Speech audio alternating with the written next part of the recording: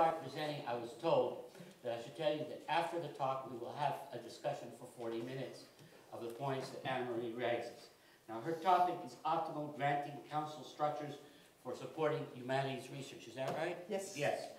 And Annemarie Bos is the managing director of the Division of Humanities of the Netherlands Organization of Scientific Research, NWO, and coordinator for NWO for the top sector creative industries. She has been the initiator and first coordinator of ERA Net Humanities in the European Research Area, HERA, H-E-R-A, and is currently a member of the governing board of the European Joint Programming Initiative, Cultural Heritage and Global Change. She studied social and economic history at the University of Leiden and business administration at the Open University. And Annemarie, the floor is yours. Thank you very much.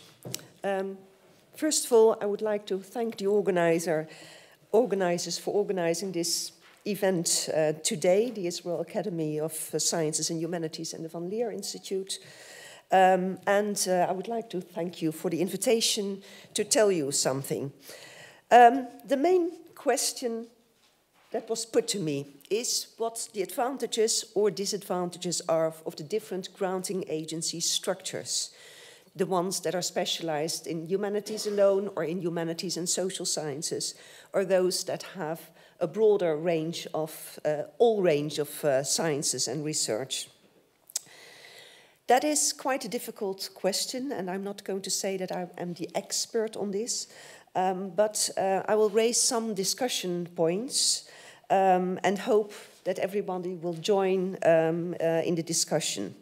So my presentation will be an overview of different council structures and some conclusions on the main models of the organization structure, some conclusions on the composition of the councils, which is quite different all over the world.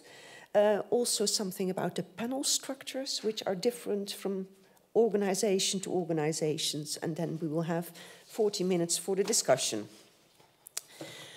Why did I have a specific interest in this topic? And that is because NWO, my organization, is currently in transition, or you can easily say reorganization. So in the coming year, it will change from an organization which is presented here, and it is impossible to put it into a chart, with one central governing board and 8 quite independent disciplinary councils, 10 research institutes, which are on the right of the screen, all in the natural sciences, not in the humanities, and several interdisciplinary task forces. It will change in the next year into an organization with a more integrated governance structure. And the aim of this is to be more flexible, to respond better to the needs of our customers, which we define not only as our researchers, but also society at large, and to enhance the possibilities for interdisciplinary research. So the new structure will be, there will be an executive board which is not separate from the more disciplinary domains, but the chairs of the 4 domains, instead of 8 we have now, will be a member of the executive board. So in fact, there will be 1 layer less. I'm sorry. In this process, the until now 2 separate councils for humanities and for social sciences will merge into 1. So the issue of the organization structure is to me a very topical one. In the next slides, I will show the structures of other research councils, and I have taken the ones that are present here. I based myself on the website, so if I say something wrong, please correct me. And I will start with SSHRC, the Canadian Council, because the initiative comes from you, Ted. SSHRC is governed by a council which is appointed by the federal government and represents the interest of the academic, public and private sectors, which I thought was very interesting. You have several council committees there, an executive governance and nomination committee, which is responsible for the strategic human resources policy and oversight, but also about governance and the composition and membership of council and its committees. There's an independent audit committee for the control, and there is a programs and quality committee which monitors the overall design, coherence and performance of the programs and related policies and the strategic directions and priorities in that. SSHRC is social sciences and humanities combined, but an independent council. But it is working with the other councils in Canada, Natural Sciences and Engineering Council, Engineering Research Council, Canadian Institutes of Health Research, and the Canada Foundation for Innovation in a scheme of which is called Multi-Agency Research Funding Collaboration. SSHRC supports post-secondary based research, research training and knowledge mobilization in the social sciences and humanities, and it's available through 3 programs: Talent, Insight and Connection. The next one is the AHRC. It is one of the 7 UK research councils. It is an independent council and also different from most in that it is not only active in humanities research, but specifically also including the arts. AHRC, governed by a council, which is of course responsible for the overall strategic direction and the financial management.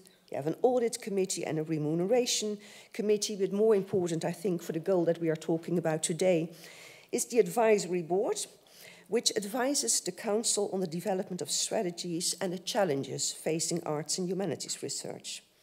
So the priorities and the programs and other initiatives come from the advisory board. The peer review college is the key instrument in the competition and assessment of proposals by peer review in the UK. And the AHRC convenes non-standing panels from the membership of its peer review college. So panels meet ad hoc according to the requirements of the scheme, for which they have to provide the grades and ranks. An independent council, Humanities Council, but also working together through Ahrc UK with the other councils in the UK.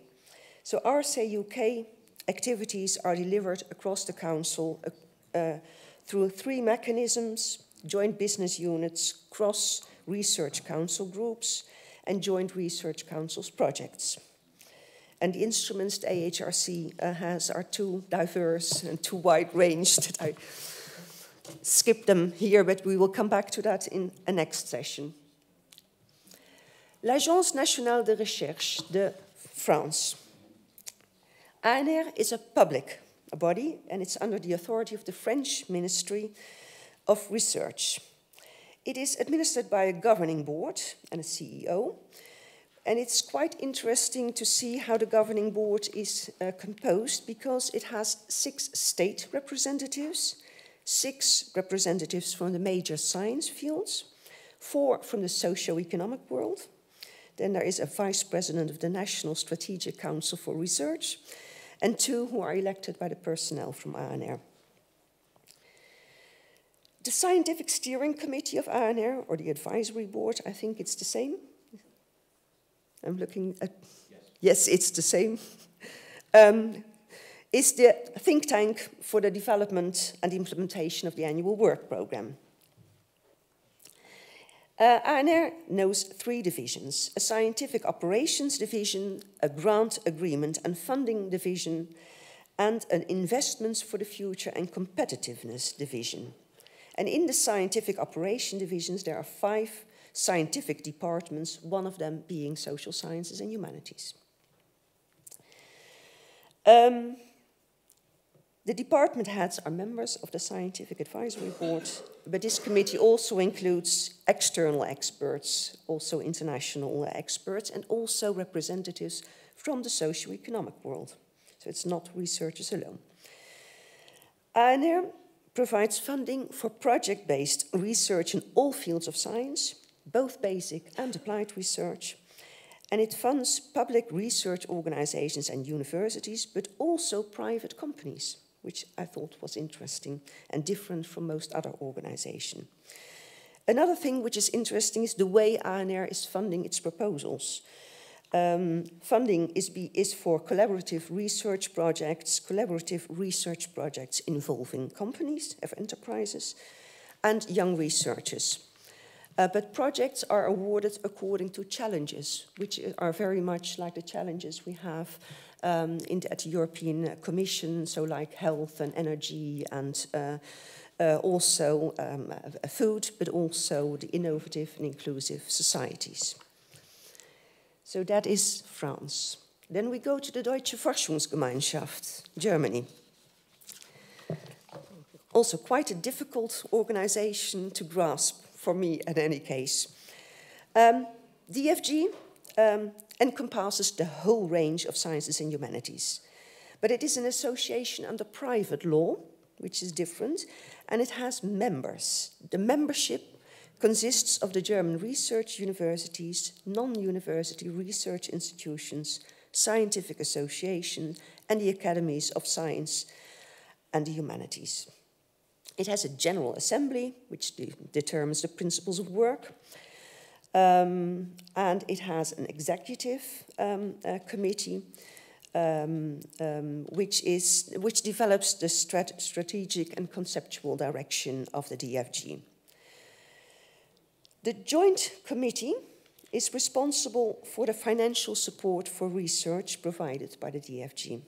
So this one is the DFG's main decision-making body. It decides on the implementation of new funding programs and on modifications to existing funding instruments. It makes the funding decisions in the individual grants program, but also priority programs, the Leibniz program, Heisenberg program, lots of programs DFG has, but also on infrastructure. If you want to know more, we have experts on the DFG here. The Senate is the one who advises and decides on all important affairs of the DFG, which do not fall into the remit of the Joint Committee. So it is about research funding prior to the funding decision and also about the review-making process. What is interesting is that the review boards the DFG has, the ones that evaluate the proposals, are elected, which is something which is not happening in all other councils. So they are elected by the research communities themselves for 4 years, and they are assigned to a subject area according to the focus of their own research, of course, and the number of representatives per subject also depends on how many funding proposals are received. So that is quite interesting. So the number of review boards the DFG has changes from year to year. So what I understood is that last year there were 13 panels in the social sciences and humanities, of which 8 in humanities, so the majority. I'm going to the next one. But taking some water, I'm excusing myself for a terrible cold.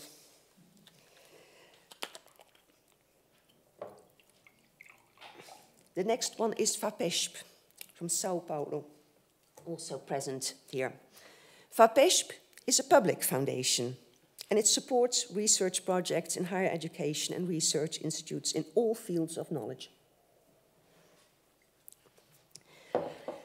FAPESP's management structure consists of a board of trustees and an executive board. The board of trustees is responsible for the general direction of the foundation and the most important decisions on scientific and financial policy. It is made up of 12 members, and what is interesting is that 6 of them are chosen by the state governor, so not by the research community, but by the state governor, and the remainder are appointed by the state governor from lists supplied by the state universities and private teaching and research institutions. The executive board, of course, is responsible for the day-to-day management of the foundation, and for each major area of knowledge, the FAPESP Board of Scientific Directors has a committee of experts who are responsible for coordinating the process of evaluating the proposals.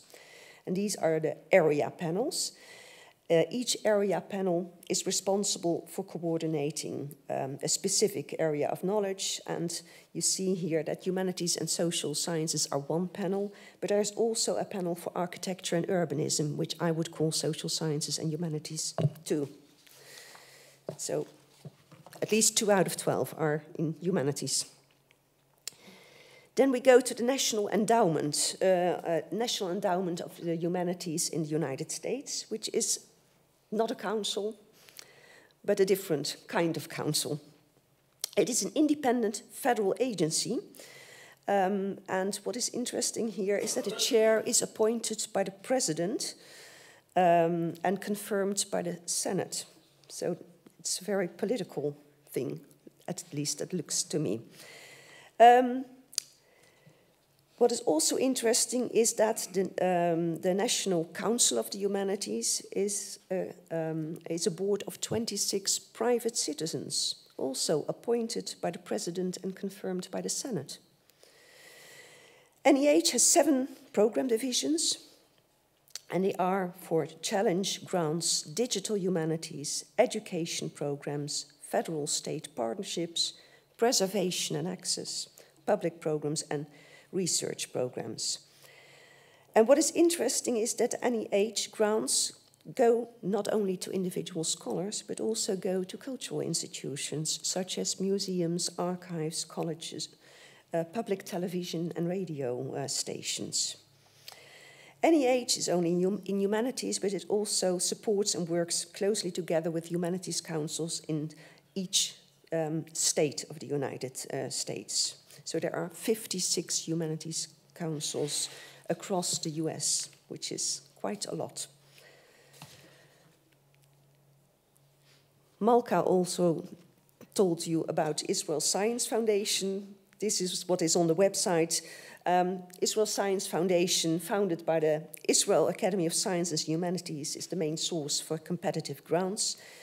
It has an executive council and an academic board, and is divided in 3 areas. You just heard it, so I won't go into that now. What is interesting, that ISF has about 70 professional committees, and they are established on a yearly basis in accordance to the specific research topics submitted each year. So there are no standing committees, but they are changing from year to year. How much time do I have? 5 minutes. That will be all right. Otherwise, I would skip that one because there's no one from Sweden here. But Sweden is an interesting one too, because Sweden has a general board encompassing all fields of research, but the 8 councils all have a budgetary mandate. And here you also see the same as I just showed from FAPESP, that you have one for humanities and social sciences, but you also have one for artistic research. So also another one in humanities, at least when you fund the arts too. I will quickly show Norway. Norway has a different structure again. It has 4 divisions: science, energy, society and health, and innovation. And within the science department, you see that there is a department for humanities and social sciences. So now I come to what this leads to.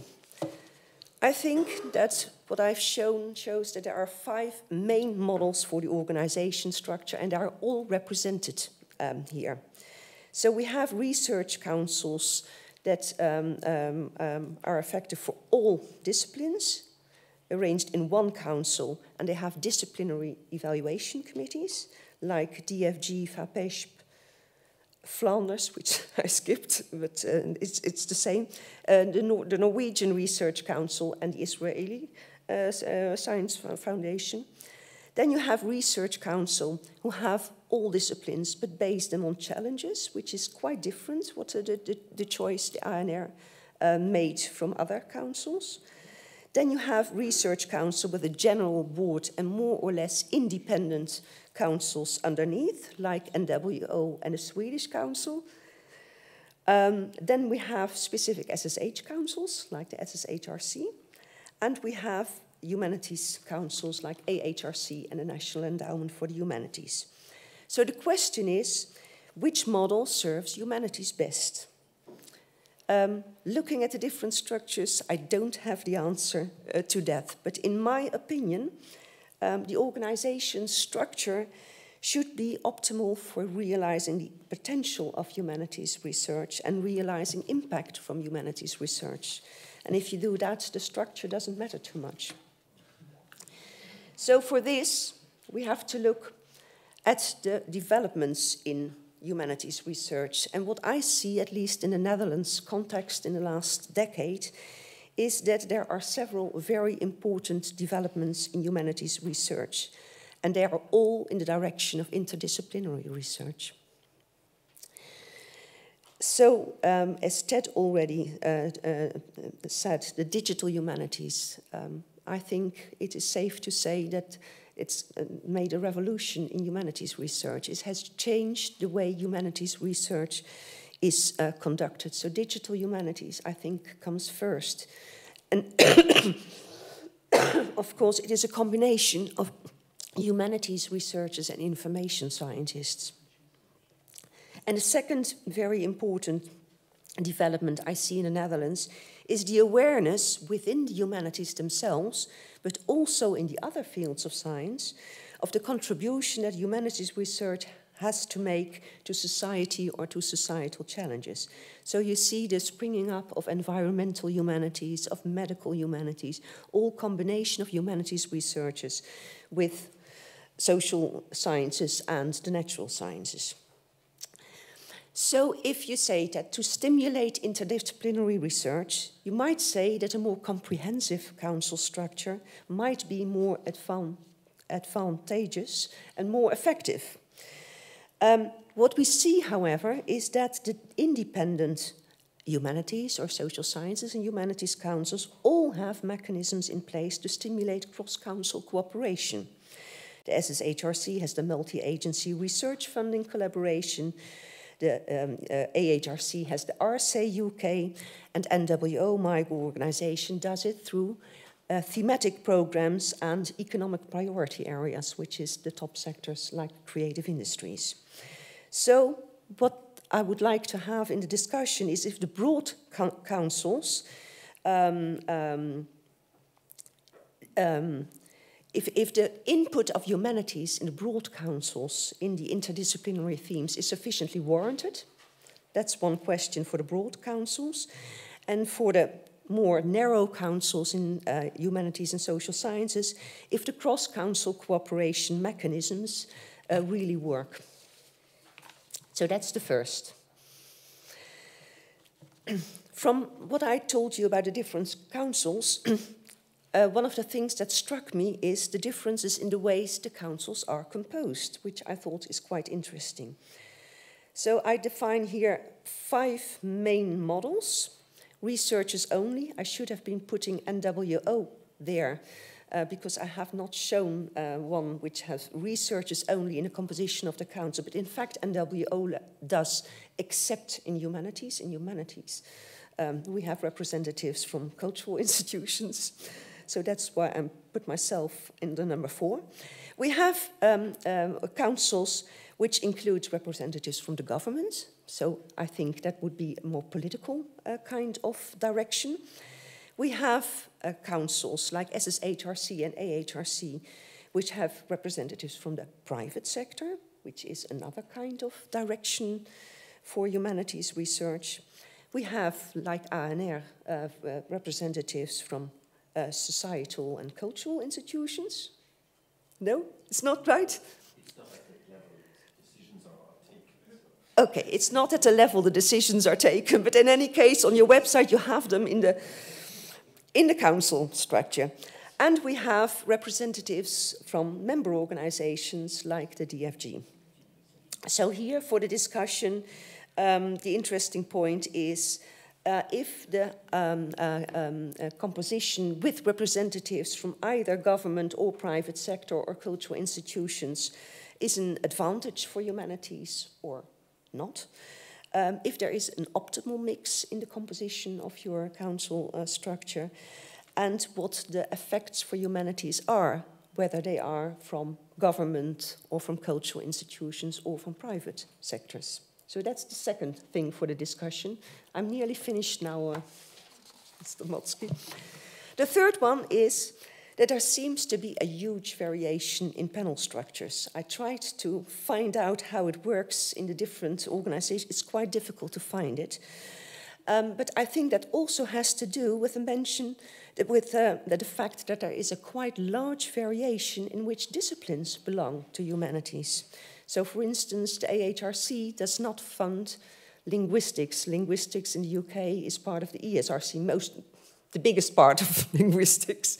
Whereas my organization, Linguistics, is really into humanities. The same with anthropology. For some it is social sciences, for others it is humanities. So here the question is, are disciplinary panels more suited to humanities than panels looking at challenges? We have panels per funding instrument, that's what NWO does. We have a peer review college and non-standing panels. We have standing disciplinary panels. So also 4 kind of models with huge variation underneath. And then the last thing I would like to bring in the discussion, but it also preludes to the next items on the agenda, because I think that the securing of funding and the choice of a variety of instruments might be more important for the optimal support of humanities than council structures. And what I have seen is that the different councils offer a wide range of funding opportunities. I won't go into that very much, but for instance, Ahrc also funds private companies.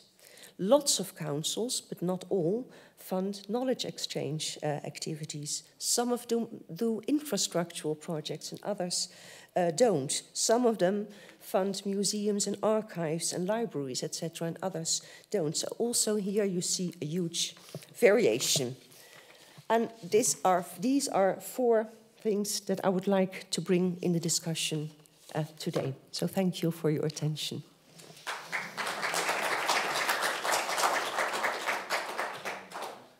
And I'm asking the help of my colleagues because... Thank you for a very rich talk, and the floor is open. So if somebody would like to react to all that and suggest what they can make of it. What?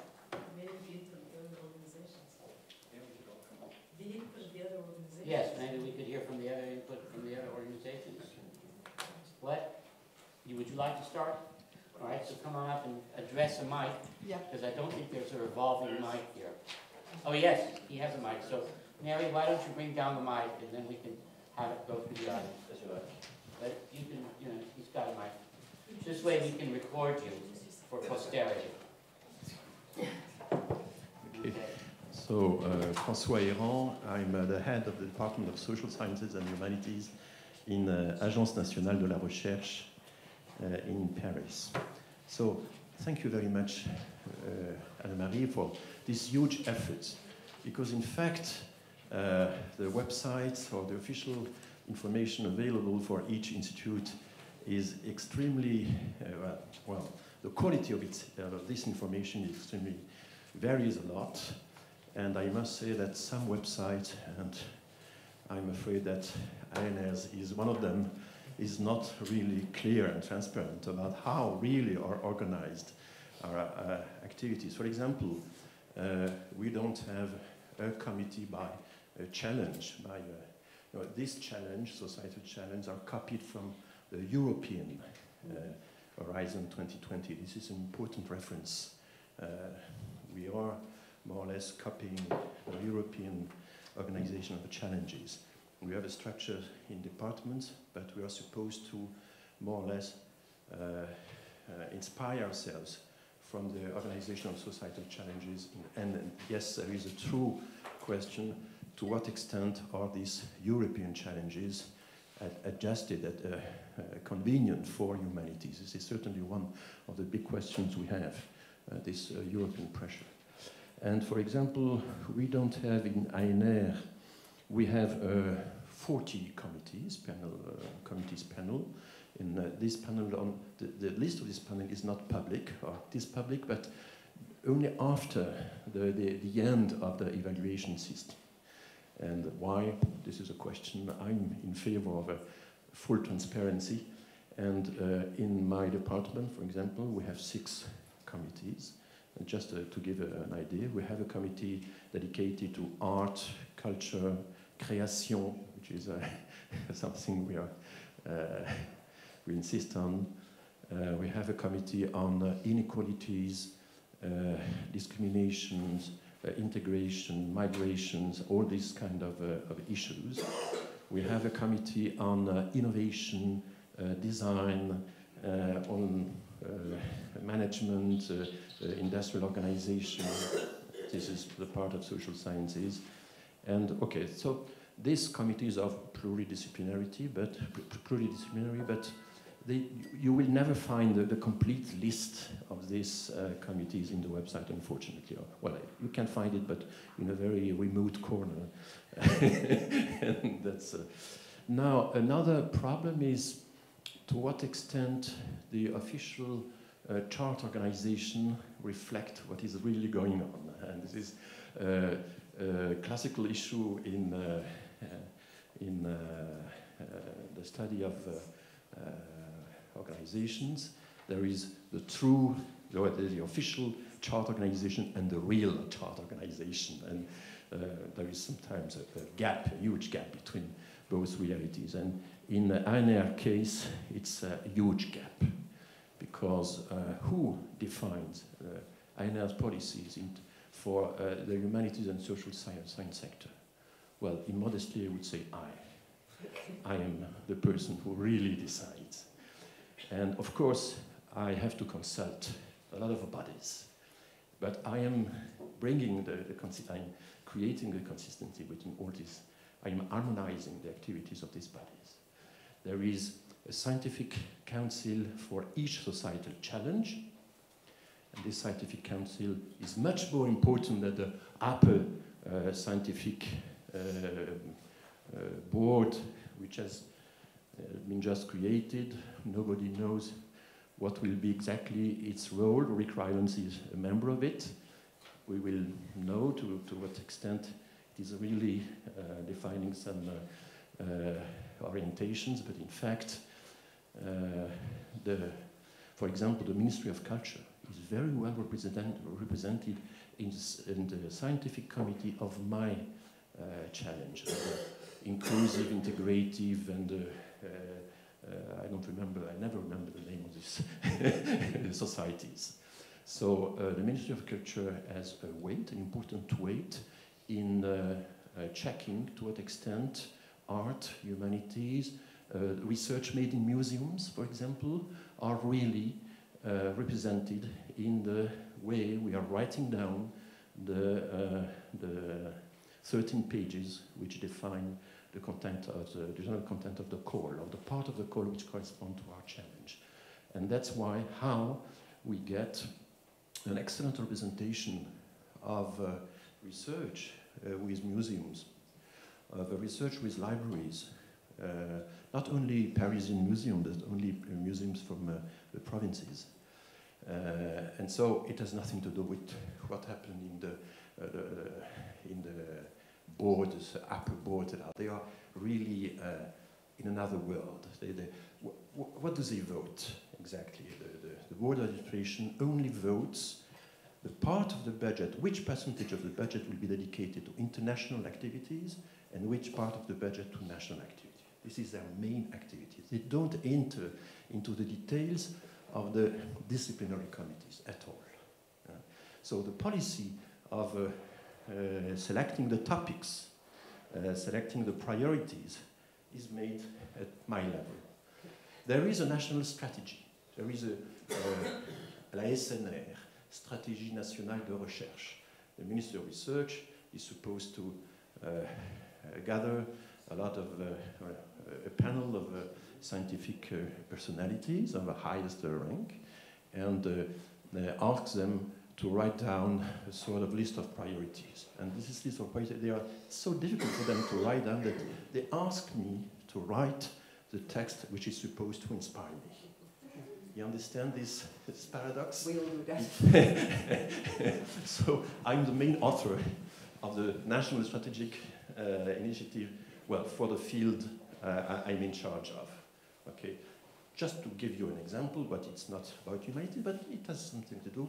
There was not a single allusion to migration in the initial text by the National Strategy Research, and I insisted on the fact that maybe it could be an important topic in present times, and not only migration now, but the history of migration, the way migrants are represented in our literature, for example, and things like that.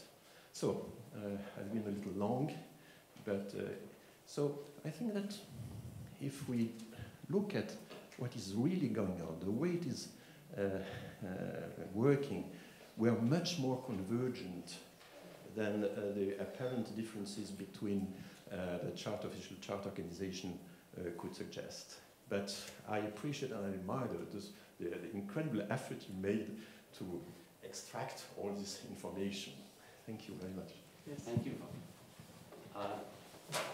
The gentleman in the back, please. Could you pass the mic to the gentleman now going to speak? It's Benny Geiger. Benny Geiger. Hi. The gentleman, his name is Benny Geiger, and I'm the chair of the Ahrc Science Foundation. And I'd just like to make a few short comments. Four, actually.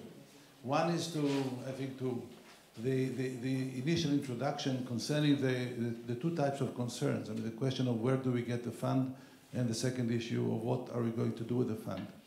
From the perspective, both logical and the perspectives of the funding organization, it's critical that the order of these questions will be reversed.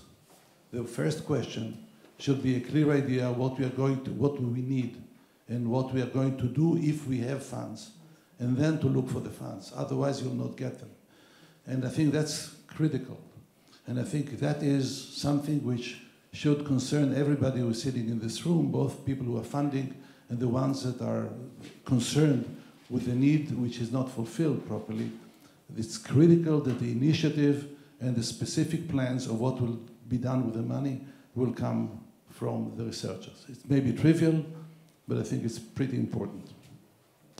Second issue is that just to tell you that the Ahrc Science Foundation got already a few years ago the clear understanding that we have to separate the process of social sciences and humanities. We're not three organizations, three frameworks, we are four. And the reason for that is that we clearly identify different needs of humanities from the social sciences. There are changes in the social sciences, which in many, many cases are doing more and more work which is related to the exact sciences and biology and so on. And there is a definition of specific needs in the humanities which are not met properly if we are mixing these populations. So therefore, and I think that seems to be quite critical, and we have also specific programs for each one of them which are very, very different in nature. The third point is something which is a process that we witness here, which is quite interesting, and we see a major increase in the number of applications that we get in the humanities. And I think since, we have here a leaflet, by the way, that we prepared with some information about programs and so on, which we would like to leave out, and people can take it in the coffee break. But what you can see there is that since 2005 and 2012, the number of applications in the humanities doubled. Basically doubled from approximately 100 to 200 and something above it, and then we are now a few years in a kind of a plateau. So that is very, very interesting development, and it was met by an equivalent increase in the budget which is allocated to the humanities. I mean, this is the response to these applications. It's also interesting that within the humanities there are different fields where the increase is more pronounced than in others. And there are tables here which you can look at. I think it would be interesting to compare it with other funding organizations.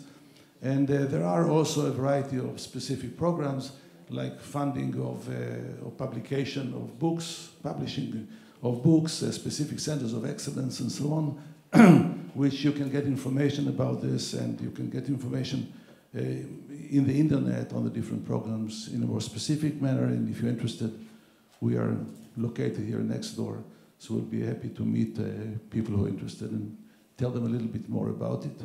Thank you. May I ask you one question? You Sure. say the number of applications in humanities has doubled. And how for social sciences? Because in the Netherlands, the social sciences application rate is much higher than the one in humanities, but it's doubling all the same because of the policies of the universities that in order to have an academic career, you need to be successful at NWO. So the comparison with the social sciences, I would like to know. The increase, the trajectory of the humanities is steeper than that of the social sciences in our case. I think the increase in the social sciences has a longer sort of period in which we see the increase. But the slope is a milder slope. So I think this is a much more gradual transition for dependence on funding than what we have. Thank you very much, Benny. I think one of the reasons for the increase, the drastic increase in applications in humanities is essentially the policy of universities. Once the budgeting model of the Planning Budgeting Committee became known to the general public, it was clear that in order for the universities to get their fair share of budget from the government, the researchers needed to increase, or each individual university wanted to increase its share in granting. And there's a specific directive, certainly in my university, from the rector, that anybody who wants to get promotion needs to show that he or she has applied for a grant. I'm just curious to know whether there's been any quality assessment in terms of the quality of the grant applications, because typically if you have a great surge in the number of applications right away, I would be very skeptical that the quality of the applications has been kept. And so I'm just curious to know whether any research has been done in terms of the quality of the applications, along with the... In other words, it's not so clear to me that an immediate burst or explosion in the number of applications is actually, a welcome result. Do you want to respond to that, Professor Geiger? Look, I can. It's for the tape. It's not for us. Look, concerning the quality, obviously when you have an increase, you try to figure out why.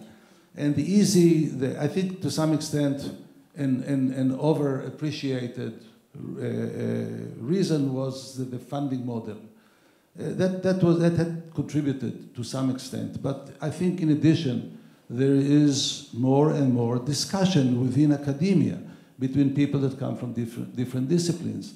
There are certain overlaps. There are certain fields in the humanities, archaeology, for example, which is becoming closer to other types of sciences with different sort of research culture. So I think it would be a little bit oversimplified to attribute this to the changes in the funding model. Concerning the concern that we had, not only in the humanities, but also in other fields, that an increase in the number of applications may be compromising quality. So we are looking at that very much, because in the Israel Science Foundation, as I believe in most high-quality organizations, funding organizations, the funding is directly associated with excellence. And that is a critical thing, and we have looked at it very, very carefully when we had this kind of increase. over the last several years. And the impression is that the sort of curve, if you can call it a curve of excellence, didn't really change a bit. It didn't. It's not that the people who are less successful all of a sudden got a kick in the butt to apply. No. It's really the awareness of people that they can do other things if they get funded. They were encouraged by the university, terrific. But this was certainly, it included very, very strong and very, very good groups, and the quality was preserved. Yes, Rick Rylance down here, and then the lady up there. First, Rick Rylance, Professor. Over here, and then you're next. I've just got 4 or 5 observations on your very, very helpful summary of it. But what I'd like to do is just push it in a slightly different direction and think not so much about structures, but about the functions of these organisations and the way they operate. The variety you've described seems to me a strength rather than otherwise. I agree with you entirely. You wouldn't want to be prescriptive about what kind of organisational structure is going to work best. Partly because local organisational structures respond to local circumstances, the political environment and so on and so forth. So here are some dimensions with which to think about it. One is, what is the relationship to government of these different bodies and how they operate? Are they, the phrase in the UK is at arm's length from government, so they're independent, but they have a relationship to government? Or are they more directly controlled, or are they entirely independent? Then what is their relationship to the overall science function within a country? Again, this is a loose relationship in the UK, but there are groups called government scientific advisors, and we have to make a connection with them. So relations to government are the first issue. The second is the mode in which these agencies operate. Are they what we call in the UK responsive or discovery-based organisations? That is, they're funding what's sometimes called basic or pure research.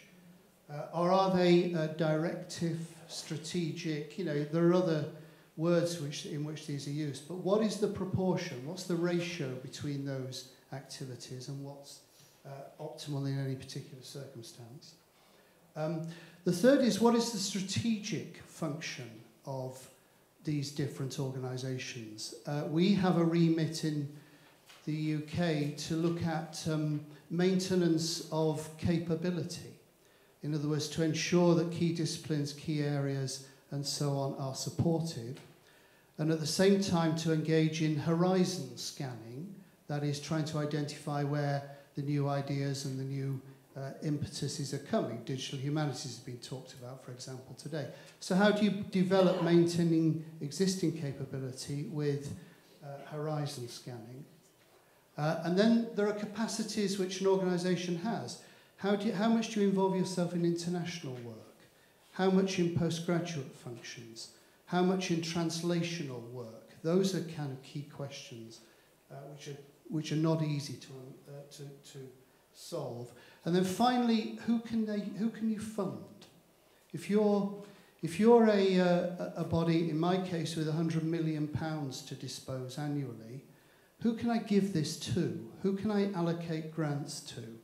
Well, the simple question is I can mainly just allocate them to universities and 1 or 2 what we call independent research organisations, major museums like Francois was talking about and so on. But what we do, and I'll say a bit more about this later on this afternoon, what we do is build consortia with other bodies, charities, private companies, and so on. So although the money passes through a university, it in fact is funding a much wider range of organisations. And if I had a summary remark, it's this, that you live, don't you, if you're running these organisations, my colleagues I'm sure will agree, you live in a multifocal world. You're trying to answer what the research the research community wants, you're trying to answer what government wants, you're trying to answer what various other bodies across the national and international spectrum want. So those are my observations, and it's just maybe a slightly different way of thinking about the data you've very helpfully presented to us. Perhaps we can pass the mic to the lady who is in over here. I just want to add to what Benny Geiger said. Yeah, but you wait for the mic. Okay. I just want to add to what Benny Geiger said. I submit a lot of proposals to the ISF, so I know that there is a new generation of researchers in humanities, and that's why there is an increase in humanities, because they are not afraid of the computer. They do things different than the old generation, and that's one of the reasons there is such an increase in submissions. Over there, right next, yes. Right. Hi, I'm Nuchi Scheiner with the ISF, and I would like to ask another question. How does those differences in structure that you talked about, especially the differences in panel structure, reflect the disciplinarity of the research in humanities that we saw today? Because boundaries are falling, and I'm talking about all kinds of boundaries, the boundaries between the social sciences and the humanities, boundaries of all kinds of methodological boundaries that we once thought that it's totally different, and now we see the different things are being done, and we all have to face this in the panels and outside of the panels. And I ask, how does those differences in structure in the panel can reflect these challenges we all face? Do you want to respond to that, Annemarie? Yes. And then I would like to respond to that, but of course my knowledge is only about what happens at NWO, and the experts of the other councils are sitting in the front 2 rows here.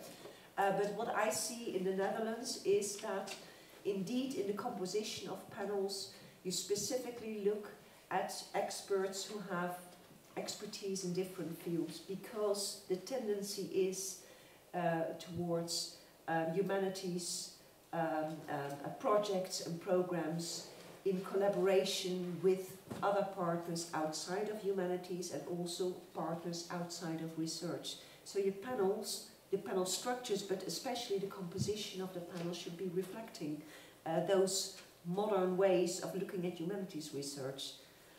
So they are changing. For instance, in NWO we have panels per funding instrument, so they are not disciplinary. But if you have a specific program, for instance, we have a program on religion in modern society, so the panel consists of experts in that field and including the external partners who also fund the program. But maybe my colleagues can add something. Sure, and I'll just speak on behalf of the Social Sciences and Humanities Research Council of Canada, because we've made some changes to try and address the issue of multidisciplinarity. I can't tell you that it works perfectly, at least judging from the number of complaints that we get. But people would complain anyway, I'm sure. But we are initially at Ahrc, which is what we call it. Our acronyms are not very good, you know, in Canada. We have Ahrc, which is the English ones. We think Ahrc, what is that? And then in French, it's actually CRSH, which is crush. So we, sorry, that was just an aside. So we used to have formal committees. And then when you submitted your application, you would tick the box for the committee that you wanted. And we reserved the right to move them around. On the interdisciplinary side, we had an interdisciplinary committee, so you could tick that box, and then we tried to kind of figure it out at the time. So we've done away with that now for the last couple of years, and we now have open committee structure in the sense that we wait to see what is in the proposals in the applications before we form the committees as a way to better construct the committees. Now, you can still, you can tick your area, that helps.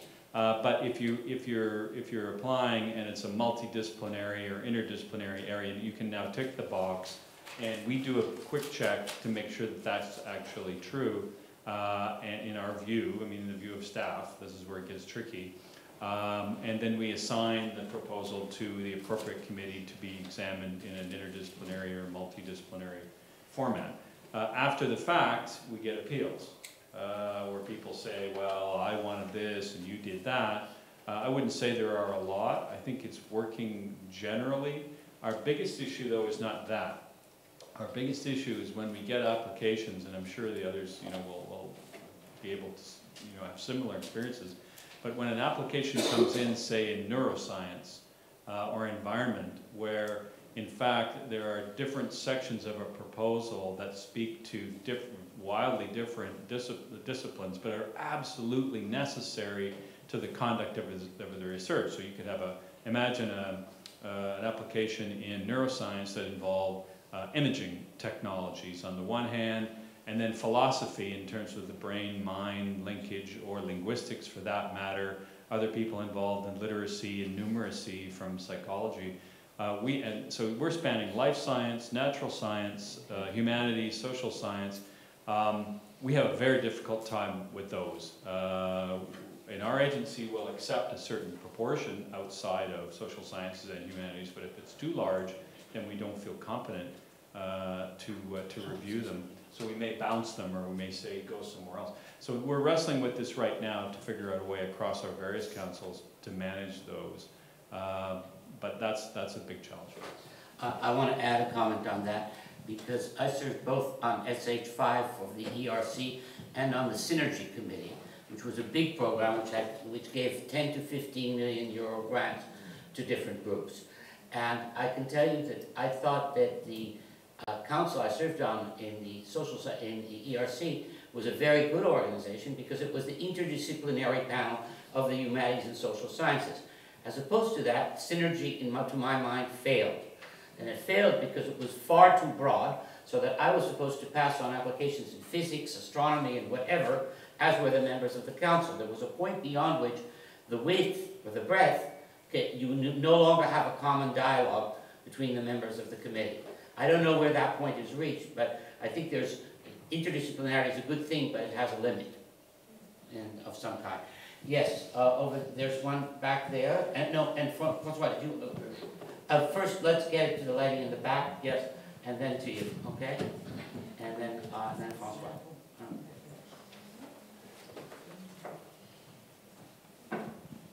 I have a different question. Are there any discussions or debates within the government level?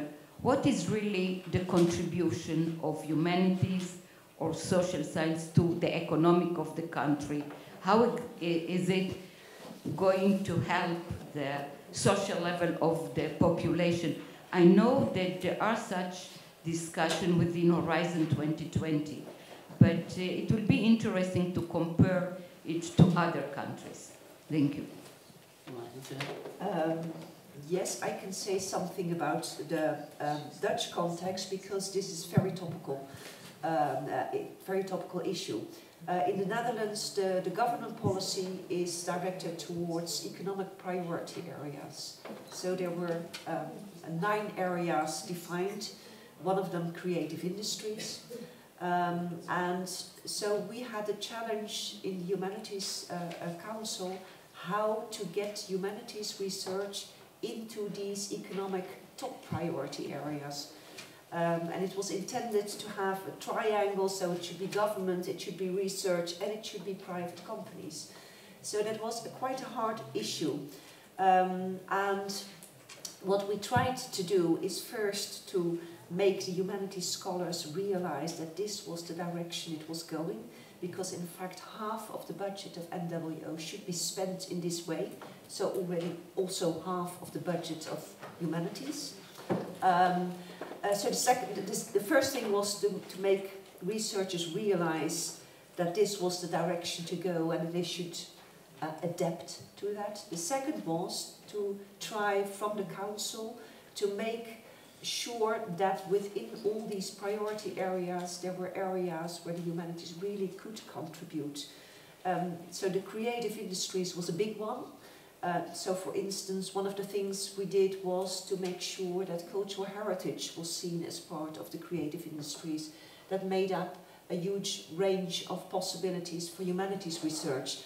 And the more recent step we took was to make a roadmap smart culture. So not only cultural heritage, but also the arts and publishers and music industries to broaden it further, to make more possibilities of humanities research. That was one thing within this economic priority area, creative industries. And the other thing was, and it was alluded to earlier too, was to make sure that humanities research is from the beginning start of innovation projects. So we have a program, we have set up a program which is called Responsible Innovation. And the essence of this is that you need humanities and social scientists and engineers together in one project to make an innovation work. And this one is a program that we implemented in all these economic priorities, in all 9. So let's have François Ahrc and then Benny Geiger. So François, why don't you bring it? You can go up halfway and then you can pass it on to Professor Geiger. Very shortly, it should have been interesting to invite people from Ahrc, because the European Research Council, to some extent, combines the experience of all the countries involved in this process. I'm myself a chair in a Ahrc committee, this experience, and of course, and they are rather good to try to draw the lessons each year from the past experience. And okay, so it's just a brief remark. And well, interdisciplinarity will be a topic dealt with this afternoon. Yes. By myself, I think. So why don't you pass it on to Professor Geiger up on top? And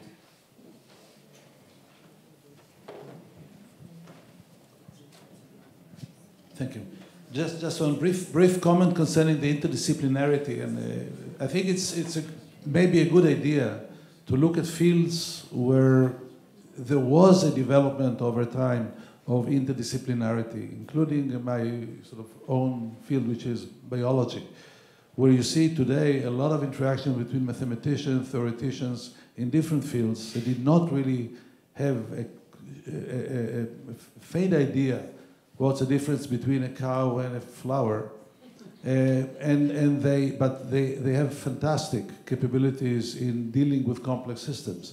And the first stage in successful situations where interdisciplinarity developed was to acquire a common language. I think that there are 2 issues which are separate. One of them takes more time and cannot be dictated from sort of top down. And this is the acquisition of a common language which allows people to make decisions and understand each other. They don't have to become specialists, but they have to understand each other. And then comes the question of the speciality. The speciality issue can be dealt with by specialists in a committee, but still you need all the members of a committee that vote and make decisions to understand what they're saying. And that is something which takes time, and there is no one plan. I mean, it really is based on a development of a process of dialogue between fields, and I think that's something which is a very, very worthy investment. I agree. Professor Varma. Hi, I'm Dror Varma. I'm the Dean of Humanities here at the Hebrew University, and I just want to voice maybe a cautionary note about this interdisciplinarity. And I speak as somebody whose work has always been of that nature. But I'm not sure that interdisciplinarity has to be valued for its own sake. And in fact, in the way, if I borrow a phrase from our British colleague who spoke before about the way that they balance protecting existing capabilities with their horizons and the new things, I also think we need to protect the disciplines themselves and make sure the disciplinary work is strong, because you can only do interdisciplinary research from strong disciplinary bases. And I think whether you need interdisciplinary research or not depends on the questions you're asking. And if we privilege only interdisciplinary or mostly interdisciplinary research, I think we're actually going to lose something in the process. Another comment I wanted to make before, there was a conversation before about why we have more applications in the humanities. And one of the reasons, I think a key reason, is the changing model of the funding of graduate students. And the more we have long-term packages for graduate students, which involve matching funds from the researchers, the more they need these funds. So it's not just a top-down thing, it's also something that scholars need, and the new generation, as was said before, is very well aware of this. They come often from abroad, they've seen what other places do, and so it's quite natural to them. Thank you. Professor Statman, down here. Yeah, first of all, to this, the last point, there's a secret here, maybe I shouldn't reveal it, or maybe I should. Many fields in humanities just don't need money for research. I mean, we can keep it in this room. Do you need a library? I'm talking, okay, if I'm not understood. Just compare the kind of money you need in medical research, in physics, in astronomy, in biology, to the kind of money you need, or actually you don't need, as a philosopher. I mean, I'm a philosopher. I can tell you with certainty that me and my colleagues, we don't need money for research. We need money for a living, and for that we get a salary. And the salary we get isn't only for teaching. They need money not for their research. They need money to pay their bills. That's different. There are fields in science that need money for research itself. We don't need money for it, most of us in humanities. Now, we can think about... It's your job to do research, and that's where you earn your money with. Yes, sure, but okay, I've made the point. My second comment, which was addressed by Rick earlier, I mean, this is very fascinating, this comparison of all these organizational structures. And I mean, one reaction would be that this is just a matter of one's local tradition, history, and there's okay, and that's definitely, and definitely this is true regarding some differences here. That there's nothing deep there and nothing really to compare. It's just a matter how these structures developed, along the years. However, I do have a feeling that regarding some of these issues, there is some comparison to make and some lessons to be learned. And I think this is something we need to think about during this conference, whether in some countries the fact that they do something this way is an advantage. For instance, we saw that, one interesting difference is that in some places humanities is separate, in some other places it's combined with social science. Now this could be just, a matter of historical contingency, but there could be things to be said in favor of this one or other arrangement. For instance, I would think that it's good for the humanities to be combined with social science under one organizational structure. Maybe I'm wrong. Okay. I want to respond before Annemarie does to your first provocative point, which is it's amazing how many applications for research funding I've seen from philosophers. And the reason is the following, which is that if you want to do something like a concept of scientific truth across a range of different sciences, it's very rare to find a philosopher who is both capable in physics, chemistry, biology, computer science, and all the rest. So what that philosopher does, and I'm talking about a real application to research truth, is he gets together a team of people who are interested in the same model of truth across the different disciplines and puts them as a collaborative effort which feeds back into his own research on the concept of scientific truth. Now you can say that changes the nature of philosophical research because you're no longer looking at a blank piece of paper and trying to invent ideas like the mathematician with a famous notebook in pencil and everything else. That is probably true, and it has both bad and good consequences. The disappearance of the polymath, as I was arguing, there are many bad consequences of the idea that you're not created by yourself on the beach writing a piece of paper. But in our very complicated world, with a very high number of researchers, you have to think of millions and tens of millions of people internationally, I don't see that this other model is cost effective. Now one last point about, and some people will hate me for saying this, I'm skeptical about the need of the sciences for money. much research that's done in the sciences is in fact because they print papers all the time that are not very useful about what they've done. Also, what is medical research like? It's like my owning the second used clothing store, and I have a Rolls Royce in the middle of the store. So I have to get the Rolls Royce funded. In other words, cost plus mechanisms of funding are by their nature distortive, because the costs are built into the application. I can inflate costs right across the board. I need manuscripts in Tibetan languages and 3 translators and God knows what to research the concept of wisdom. It's very easy to do that. So one of the questions for a funding organization is to try to understand the justification for the actual funding requests and to see whether this is a reasonable request, both in terms of the discipline and in terms of some meta-disciplinary look at it. Because if you're the Israel Science Foundation or anybody else, you're comparing biology to medicine to physics, all of them need lots of money. You know, if you want to build a big telescope, it's going to cost you a fortune. And the question is, how necessary is it? Please, Annemarie. And this will be our last. Okay. Last comment. Yeah. So that's an honor to have the last word, because I want to react upon your second issue. Well, of course, in the review of the different structures, a lot of it is historically grown. Some of the organizations are old, some are quite new, some have recently had a reorganization, others are having a reorganization, but you can see some tendencies. At least in all countries in Europe, it's the same, and I think I notice it outside of Europe too, that there is first, it was the sheet I had on the developments within humanities themselves. Oh, sorry, I'm doing the need to respond to societal challenges. It was something that was not in the fashion 10 years ago, but you see it in all countries coming.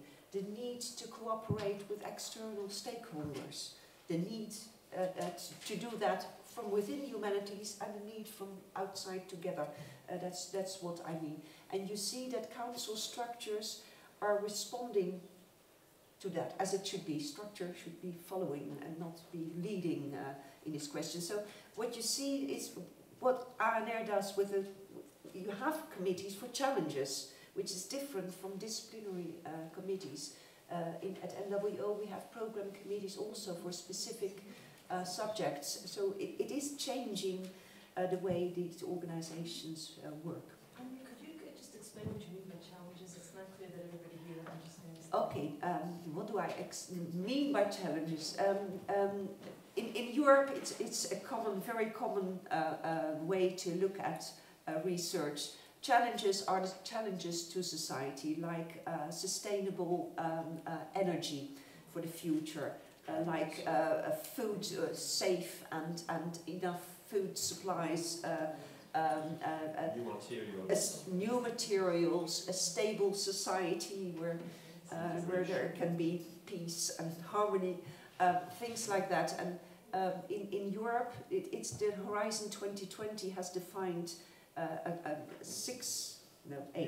8 challenges, like these big challenges to Europe, with a need for research to respond to that challenges. So Horizon 2020, the framework program of the Commission, is divided into these challenges.